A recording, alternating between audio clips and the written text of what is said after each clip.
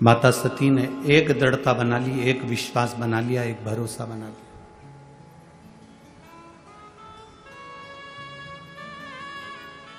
अगर मैं विवाह करूंगी तो केवल शिव से। अब शंकर भगवान कहां रहते हैं? कैलाश पर। शिव जी कहां निवास कर रहे हैं? शमशान में। शिव जी कहां रह रहे हैं? पर्वत के ऊपर। सती मैया कहां रह रही है? राजा दक्ष प्रजापति के घर में, जहां करोड़ों की संपदा है, वैभव है, धन है, संपदा है, सत्ता है, सब कुछ है। दक्ष प्रजापति की यहां कोई कमी नहीं।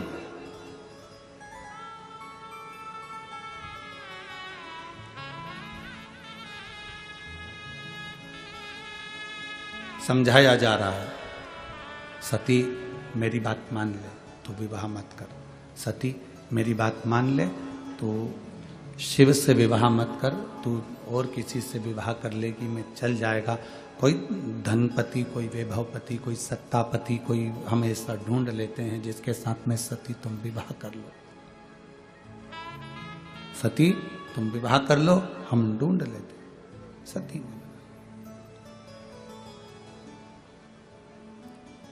सती कहती हैं मैं विवाह करूंगी तो केवल देवाधिदेव महादेव से करूंगी, इसके सिवाय विवाह नहीं करूंगी। दक्ष प्रजापति ने भगवान शंकर को बुलाकर एक बात बड़ी सुंदर कही, और एक एक लड़के की बुद्धि में यह बात बैठना चाहिए जो शंकर भगवान ने दक्ष प्रजापति से कही। पहले दक्ष की बात सुन लेना, उसके बाद शंकर जी की बात सुन लेना। विवाह करने वाला लड़का, विवाह करने वाला वर, उसके मुख पर शिव महापुराण का यह संवाद अब उसकी जिह्वा पर होना चाहिए।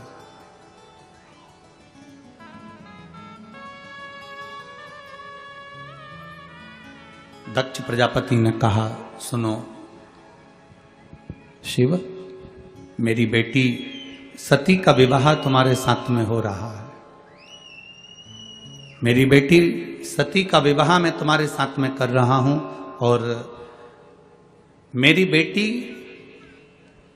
सती का विवाह मैं तुम्हारे साथ में कर रहा हूं, जिसने अपने परिवार में राजसी ठाट देखा, वैभव देखा, सत्ता देखी, धन देखा, संपदा देखी।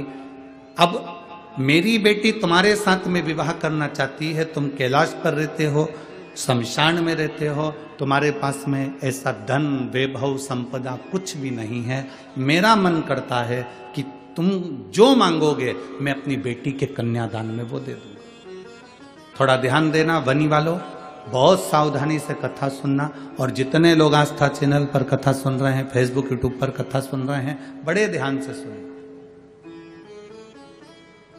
शिव, हे भोलेनाथ शंभु, कन्यादान में तुम जो मांगोगे मैं तुम्हें वो दे दूंगा।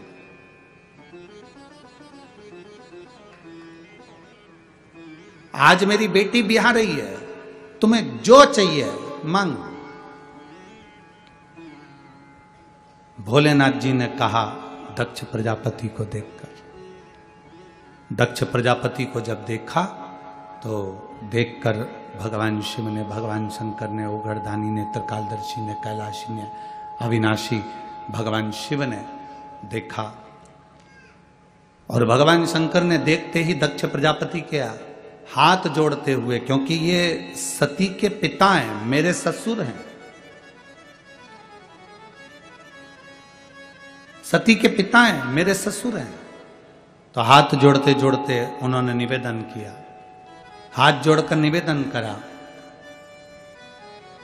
दक्ष प्रजापति से, ससुर जी, पिताजी, मैं आपकी बेटी की मांग में जो सिंदूर भरूंगा, बस वो सिंदूर भरी हुई बेटी मुझे कन्यादान में दे देना।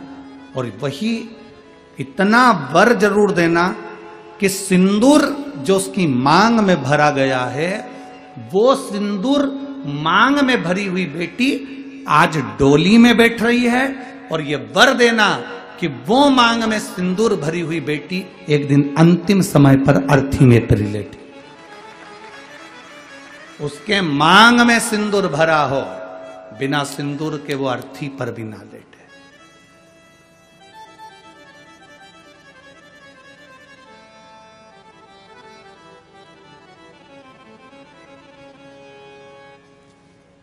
शक्तिपीठ गए हैं? किसी शक्तिपीठ के दर्शन करें आप लोगों ने? हाथ तो उठाओ जरा। 52-51 जितनी शक्तिपीठों का स्मरण हमारे शास्त्रों में आता है, उन शक्तिपीठों में जाइएगा। उन शक्तिपीठों में माता पार्वती का स्थान नहीं है, उन शक्तिपीठों में माता सती का स्थान है। क्योंकि माता सती के प्राण छूट गए थे, शिवजी ने उनको कंधे पर धारण कर लिया था। भगवान विष्णु ने सुदर्शन चक्र भेजकर माता सती के शरीर के टुकड़े टुकड़े कर दिए थे। जितने टुकड़े होकर पृथ्वी पर गिरे वो सब शक्तिपीठ के रूप में निर्मित हो गए। और वहां आज भी माता सती के जहां अंग गिरे हैं, उन शक्तिपीठ पर आज भी तुम चुनरी चढ़ाओ ना चढ़ाओ, चूड़ी चढ़ाओ ना चढ़ाओ, उन शक्तिपीठ पर तुम हलवा पूड़ी चढ़ाओ ना चढ़ाओ, पर उन शक्तिपीठ का प्रमाण होता है कि उन पर आज भी सिंदूर और कुंकू जरूर चढ़ता है। उन शक्तिपीठ का निर्माण का सुख ही यही है। और किसी भी शक्तिपीठ पर जाओ, जितने तुम माता रानी के दर्शन करने के लिए जाओ, तुम चाहो जिस देवी के दर्शन करने के लिए जिस शक्तिपीठ पर चले जाओ, तुम्हारे को जिस शक्तिपीठ पर जाना है उस शक्तिपीठ पर जाओ। देवी का दर्शन करने के लिए, तुम माता रानी का दर्शन करने के लिए, तुम भवानी का दर्शन करने के लिए जिस शक्तिपीठ पर जाना चाहो उस शक्तिपीठ पर जाओ। वहां से कुछ लेकर आओ मत आओ, पर इतना जरूर याद रखना, कोई अगर शक्तिपीठ से आ रहा हो तो तुम्हारे मुख से निकलना चाहिए कि हमारे लिए प्रसाद भले मत लाना, पर वहां से थोड़ा सा सिंदूर कुंकू जरूर लेकर आना, रोली जरूर लेकर आना। वो हमारे लिए सौभाग्य का विषय है, वो हमारे लिए आनंद का विषय है।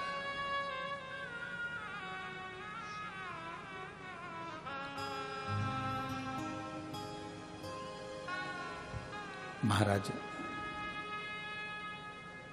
शिव, मेरी बेटी सती तुम्हारे साथ में ब्याह रही है। शिव, मेरी बेटी सती का विवाह तुम्हारे साथ में हो रहा है। मेरी बेटी सती तुम्हारे साथ में ब्याह रही है। मेरी बेटी सती का विवाह तुम्हारे साथ में हो रहा है। और मांग लो, तुमको कन्यादान में अगर कुछ देना हो तो आप बोलो, हम आपको वो दे देते हैं। भोलेनाथ मना कर दो। क्यों मना करा? कार वाली बहू लेकर आओगे तो वो तुमको गैस पे रोटी सेक के नहीं देगी, तुम्हें सेक देगी।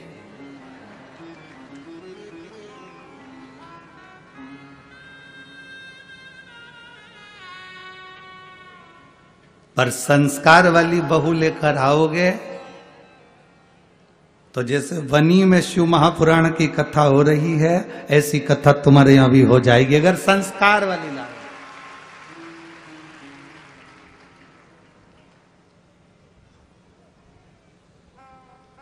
आज के जमाने में शादी नहीं होती, समझौता होता है। आज के जमाने में विवाह नहीं है, आज के जमाने में खरीदारी है। रिश्ता जहां होता है वहां पहले बात हो जाती है, 10 लाख का, 15 लाख का, 20 लाख का। और माँ बाप भी धन्य हैं जो खरीद भी लेते हैं, क्योंकि इनकी आदत में है। बेटी छोटी थी तो उसके लिए 10 रुपए की उनने टॉफी खरीदी। बेटी बड़ी हो गई, 10,000 की साइकिल खरीदी। बेटी और बड़ी हो गई तो 2-5 लाख की गाड़ी खरीद ली, 2-5 लाख रुपए की गाड़ी। बेटी और बड़ी हो गई तो उन्होंने सोचा अब क्या खरीदें, तो उन्होंने कहा लड़की की शादी करना है तो 2 लाख खरीद लो।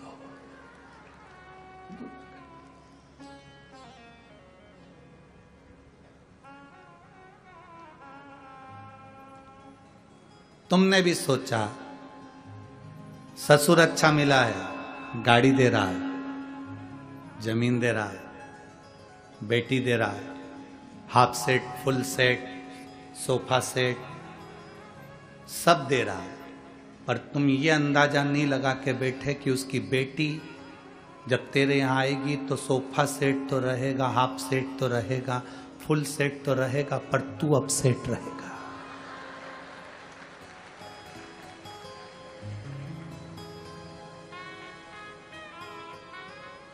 तुमने ये अंदाजा नहीं लगाया कि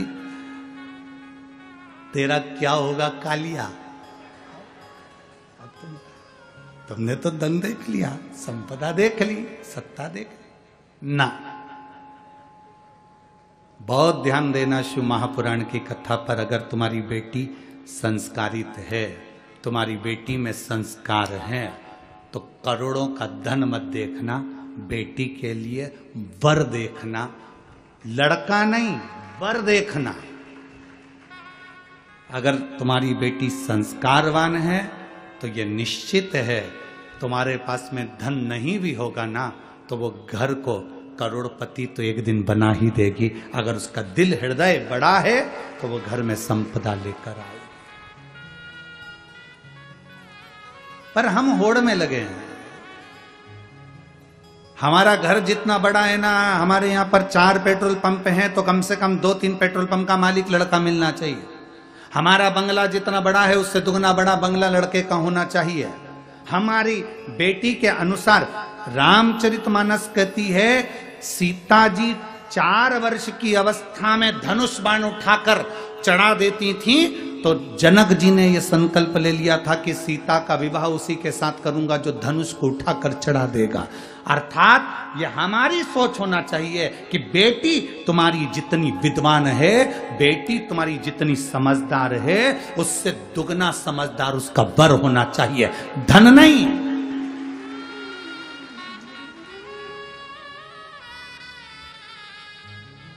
हम धन दुगना देखते हैं, हम संपदा दुगनी देखते हैं, हम पैसा दुगना देखते हैं, पर लड़का विवेक से दुगना नहीं देखते, बुद्धि से दुगना नहीं देखते कि हमारी बेटी के अनुकूल हो।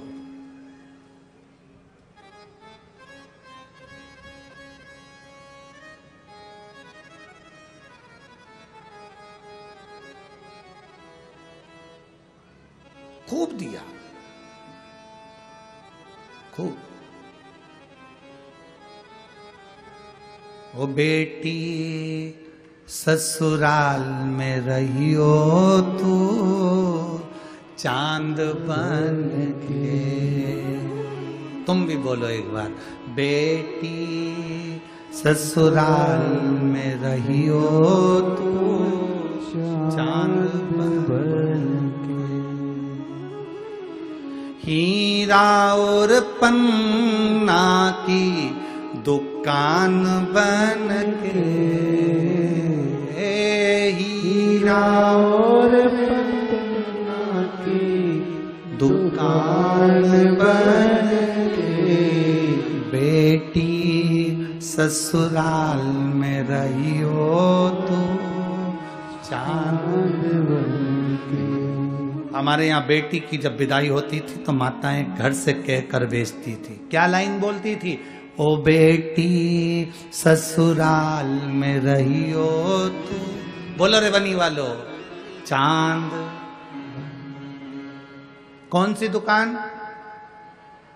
जम के बोलो जरा। हीरा और पन्ना की